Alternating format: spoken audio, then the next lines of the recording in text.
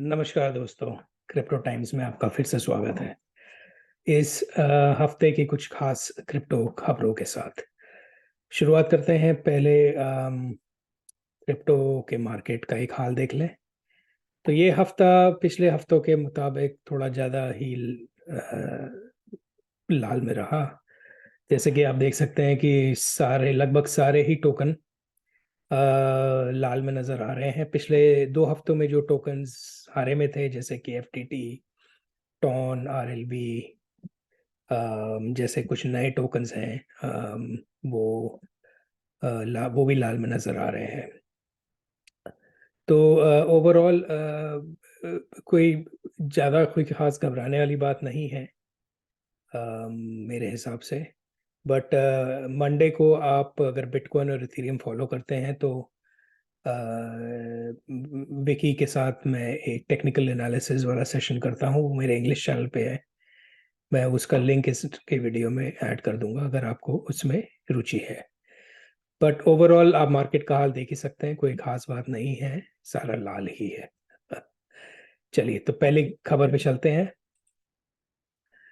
Cyprus to tighten crypto oversight with stringent penalties. Cyprus जो देश है वो अब कुछ ठोस कदम उठाने वाला है क्रिप्टो के लिए। तो देख लेते हैं वो क्या कहना चाहते हैं या क्या करने के मूड में है। According to reports, the development comes from the Ministry of Finance recently submitted the legislative amendment.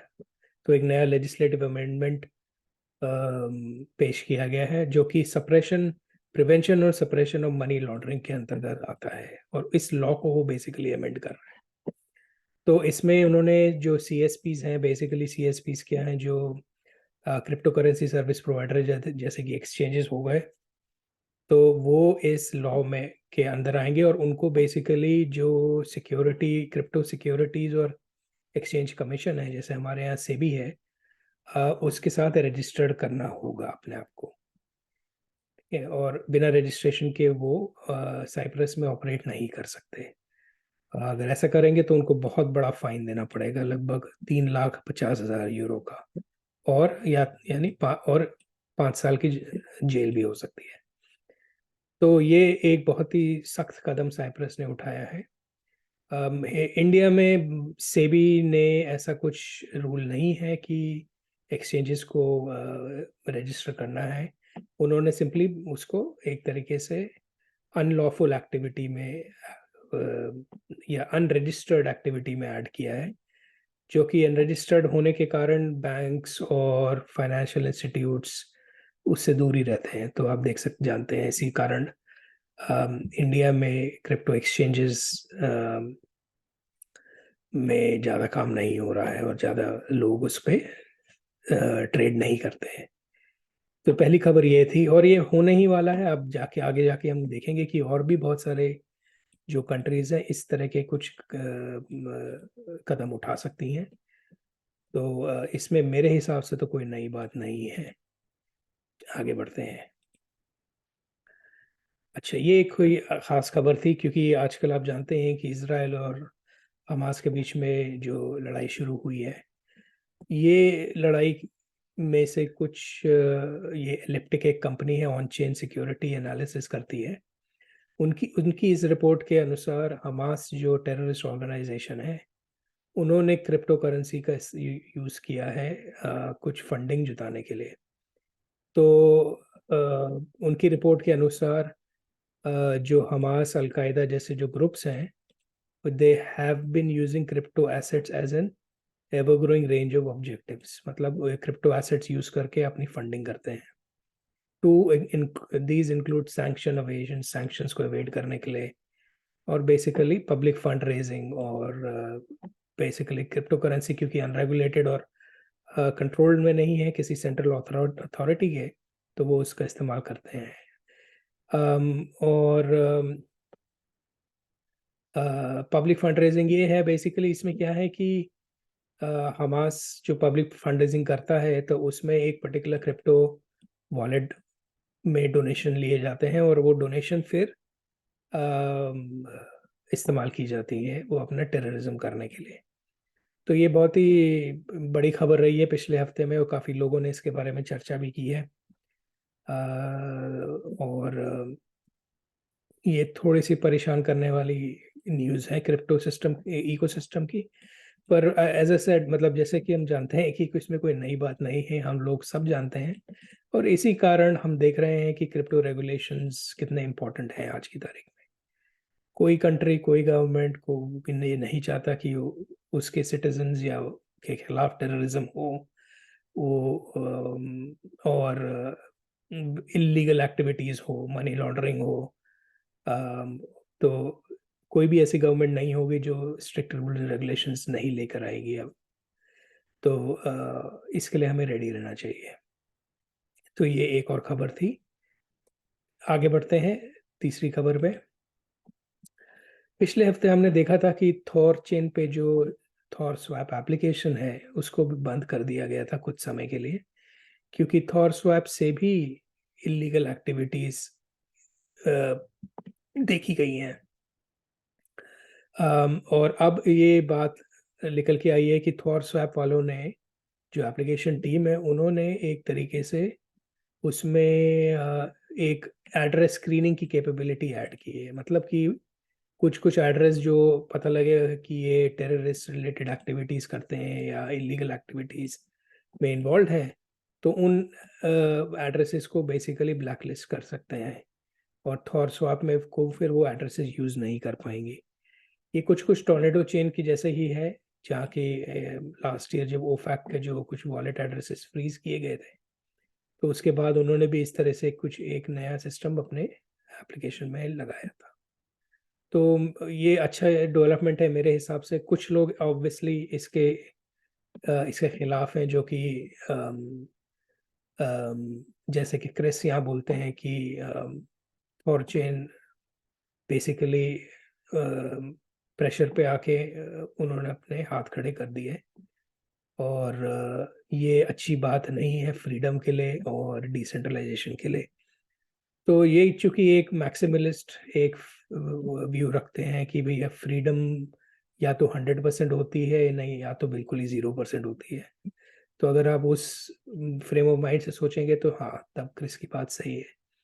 पर जैसे कि हमने पिछले खबरों में भी देखा कि गवर्नमेंट्स और सरकारों और इंस्टीट्यूशंस का तो रिस्पॉन्सिबिलिटी यही है कि वो अपने सिटीजन्स को की के लिए काम करें, और उनको इलीगल एक्टिविटीज से दूर रखें। उनके पैसे या उनके फंड्स इलीगल एक्टिविटीज में ना इस्तेमाल हो गलत तरीके से, इसलिए रूल्स और रेगुलेशंस लाए जाते हैं। तो मेरे हिसाब से थॉरस्वैप ने ये अच्छा कदम उठाया, इससे पहले कि एसईसी या ओफैक आके फिर कुछ वॉलेट्स ब्लैकलिस्ट करे और थॉरस्वैप को घसीट के लेके चले लिटिगेशन में, या कुछ भी हो सकता है।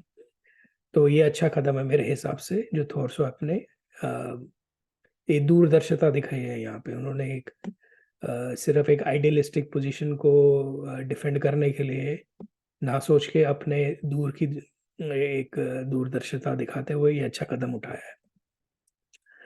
आगे बढ़ते हैं। इलिसिट एक्टिविटी की बात हो रही है तो एक और खबर हम देख लेते हैं। एक इंटरेस्टिंग रिपोर्ट आई है जिसमें कि ये बोला गया है कि Ethereum liquid staking providers are exposed to illicit funds at a very low level. तो इसमें इन्होंने क्या कहा है कि डीफाई प्रोटोकॉल्स जो पूल करती हैं स्टेकिंग के लिए, उनके जो फंड्स हैं वो मनी लॉन्ड्रिंग स्कैम्स और इनसे टाइड अप है। अगेन, इसमें कोई नई बात नहीं है, राइट?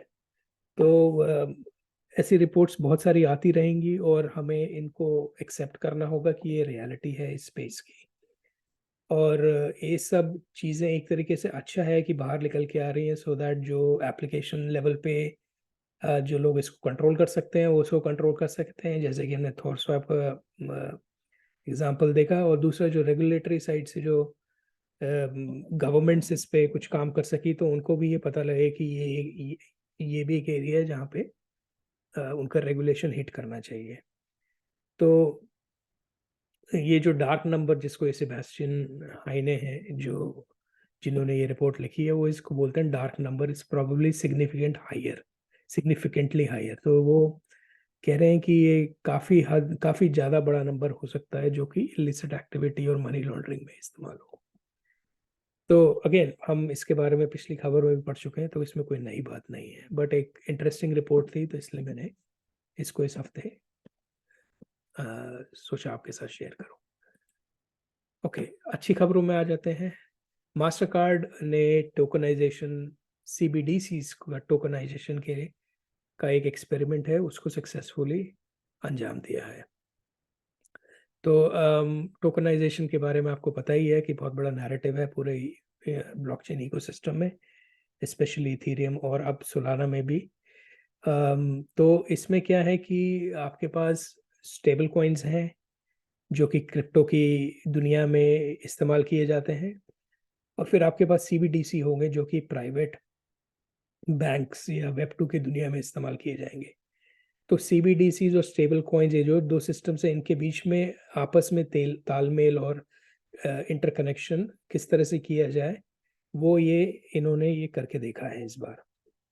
तो मास्टर कार्ड वालों ने देख लेते हैं उन्होंने एग्जैक्टली क्या किया है।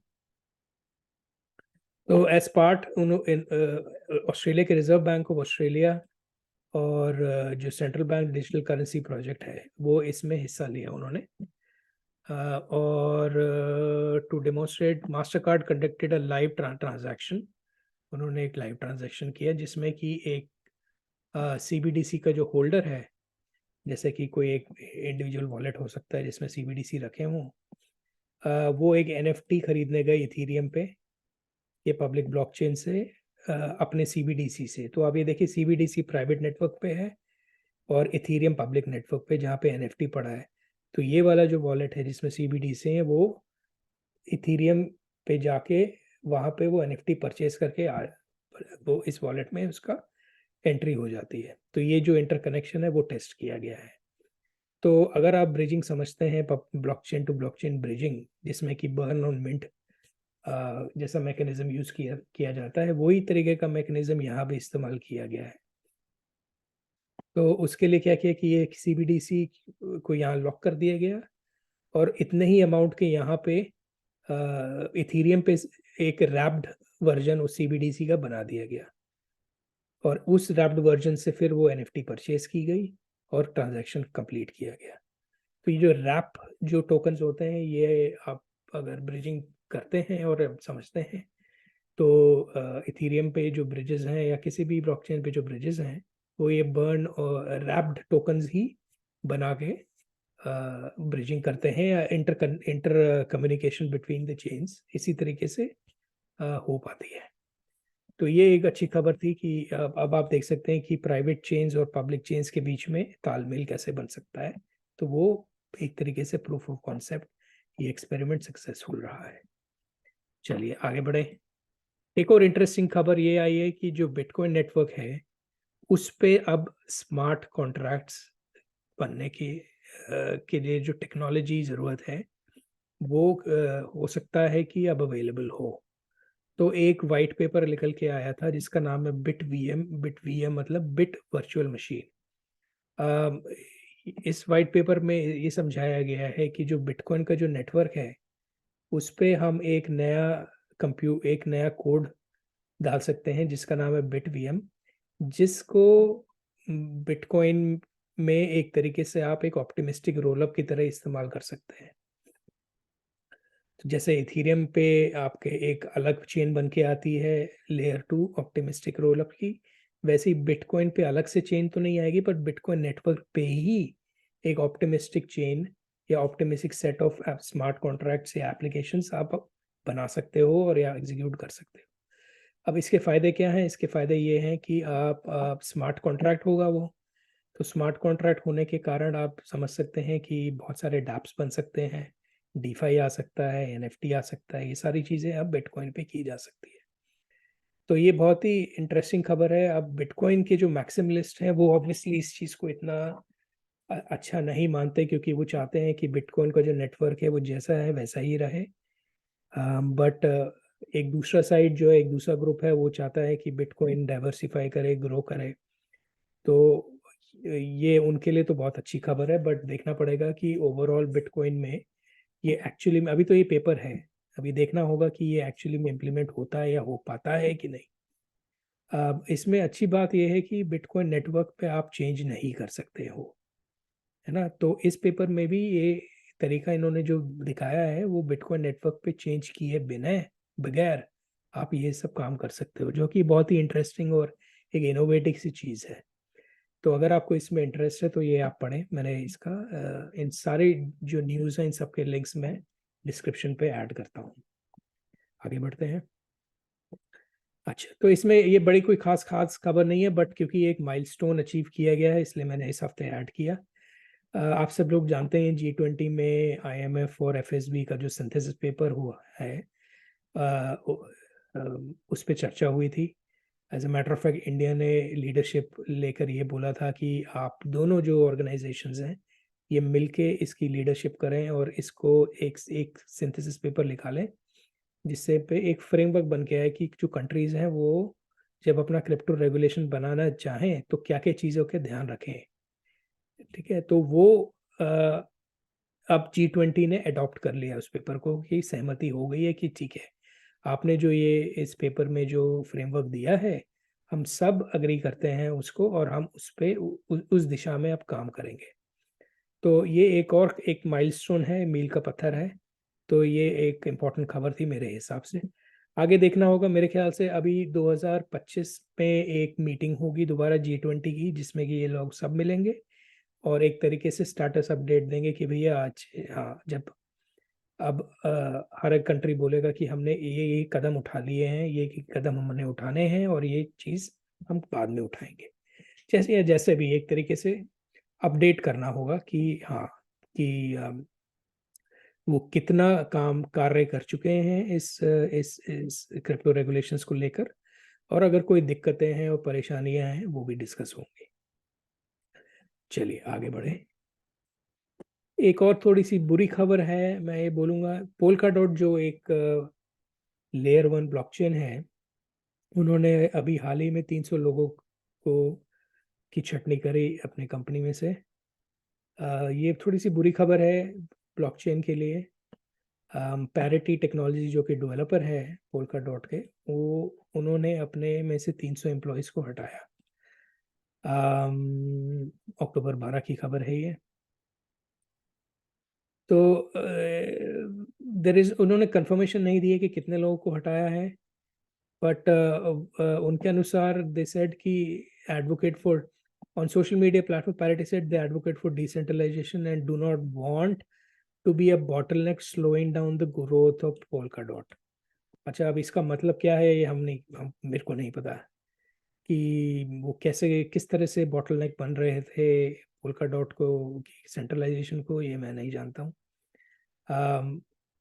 तो मिक्स्ड रिएक्शंस ऑफ कोर्स, लोगों ने some strongly believe the collapse of several centralized finance जो CeFi कंपनीज थी वो 2022 में, उसका अब जाके इम्पैक्ट पड़ा है पोल्का डॉट पे, कुछ लोग ये कह रहे हैं। और कुछ लोग ये कह रहे हैं कि ट्रस्ट की कमी हो गई है पोल्का डॉट में। अगेन हो सकता है कि पिछले साल के जो इवेंट्स हैं उसकी वजह से। तो ओवरऑल आप देखेंगे तो मैंने भी थोड़े से देख रहा था, टोकन प्राइस पे तो ऑब्वियसली इम्पैक्ट पड़ा ही है, जिसकी वजह से मार्केट कैप भी डाउन हुआ है। एप्लीकेशन फीस देख रहे हैं आप, कोई नई बात नहीं है, but application fees over time धीरे धीरे गिरती ही जा रही, जो कि वैसे भी कोई खास अच्छी खबर नहीं है। तो उनके पास वैसे बहुत प्रेशर है। रेवेन्यू नंबर्स भी देख लेते, रेवेन्यू नंबर्स भी आप देख रहे हैं तो कुछ खास नहीं है। आप अगर $1,500 दिन के कमा रहे हैं तो फिर उससे कोई भी कंपनी सस्टेन नहीं की जा सकती है, राइट। तो एक्टिव यूजर्स देख लेते हैं, डेली एक्टिव यूजर्स देख लेते हैं। डेली एक्टिव यूजर्स हालांकि बराबर ही रहे हैं, ज़्यादा कुछ, ऑलमोस्ट सेम एक लेवल पे ही रहे हैं, हल्का सा गिरावट है। तो हम्म, हाँ, इसमें भी वही है, राइट। नहीं, अच्छा, हाँ, ये देखिए आप, बड़ा बड़ा डिप है। एक तो यहाँ पे जनवरी फरवरी के बीच में डिप हुआ, ठीक है, एक डिप अब हुआ है, ये थर्सडे अक्टूबर को हुई। तो ओवरऑल डाउन ट्रेंड ही है एक्टिव यूजर्स का, अगर आप देखें तो पोल्का डॉट के लिए बिल्कुल अच्छी खबर नहीं है ये, इसमें कोई दो राय नहीं। आगे बढ़ते हैं आज की आखिरी खबर में। स्टार्स अरीना के बारे में हमने पिछले हफ्ते देखा था। स्टार्स अरीना जो कि एक सोशल फाइनेंस ऐप था, एवैक्स एवलांच ब्लॉकचेन पे, वो हैक हो गया था, $3 मिलियन की चोरी हो गई थी। अच्छी खबर ये है कि उसमें से सारा फंड वापस मिल गया है। 90% ऑफ जो फंड है वो नो एप्लीकेशन ने रख लिया अपने पास, और जो अटैकर था उसको 10% बाउंटी के रूप में रिवॉर्ड किया गया है, 10% उसको दे दिया गया है। तो ये पिछले हफ्ते की खबर थी। स्टार अरीना जो बेसिकली फ्रेंड टेक का एक फॉर्क है, और उसके स्मार्ट कॉन्ट्रैक्ट में बग निकला था, और अटैकर ने उसको उसको एक्सप्लॉइट करके पैसे चुराए थे। ये खबर थी पिछले हफ्ते की। और अच्छी खबर ये है कि वो पैसे वापस आ गए हैं, तो ये एक पॉजिटिव खबर। बट ये ध्यान रखना पड़ेगा सभी को, और ये कोई नई बात नहीं है। अगेन, जब भी कोई नया एप्लीकेशन आता है, आप तुरंत ही ना जाएं उस पर इसका इस्तेमाल करने, क्योंकि स्मार्ट कॉन्ट्रैक्ट है, कोड है, हो सकता है उसमें बग्स हो, डिफेक्ट्स हो, गैप्स हो, प्रॉब्लम्स हो, इश्यूज हो, जिसका फिर कोई हैकर एक्सप्लॉइट करके फिर पैसे चुरा सके। Same thing with wallet. Wallet भी कोई नए वॉलेट पे ना जाए, जो वॉलेट्स चलते आ रहे हैं अभी तक उन्हीं को इस्तेमाल करें, जैसा मेटामास्क, और कोई और अगर आपको पसंद है। पर जरूर ध्यान रखें कि आप नए नए एप्लीकेशंस का इस्तेमाल कम से कम करें, अनलेस आपके पास क्षमता है पैसे खोने की, और टेक्निकल अंडरस्टैंडिंग है नई नई चीज़ें ट्राई करने की। तो इसी के साथ इस हफ्ते का क्रिप्टो टाइम्स समाप्त होता है, और मैं आपसे मिलूंगा अगले हफ्ते कुछ खास खबरों के साथ। नमस्कार।